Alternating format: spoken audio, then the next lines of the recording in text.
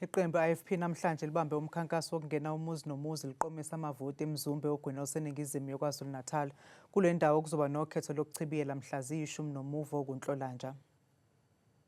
Lo mkhankaso ubuholwa ngusihlalo we-IFP KwaZulu-Natal efolosa ngezimeya yaseMvoti, eNquthu nasoLundi.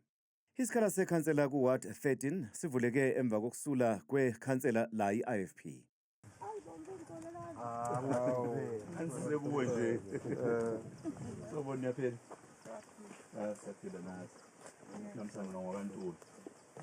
Izakhamuzi zalapha zikhala kakhulu ngomgwaqo, izindlu, ugesi kanye namanzi, kanti zithi ziyavota kepha alukho uguquko.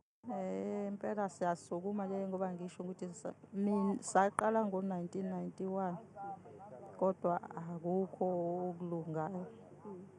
Ngoba sengizwile sengizolandelela induna isishilo ukuthi cha indawo seninikeziwe engcono la khona ongadingi khona ukuba kulungiswe kakhulu indaba yomgwaqo, ngoba nawe uthi niyakwazi lokho sefanele silandelele ukuthi kumiphi pho yini edala ukuthi pho kungabonakala kwakhiwe, ngoba ngizwile into ebuhlungu ngixoxele yona ukuthi izingane ezinye ayisahlali la ekhaya ngenxa yokuthi izindlu ziyavuza izulu malini.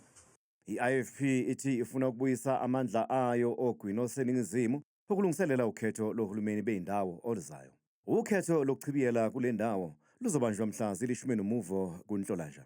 Usihlalo we-IFP KwaZulu-Natal ugqugquzele abantu kuba bavote nakuba benzelwa phansi ngabantu ababavotelayo, kepha bavotele labo ababethembayo.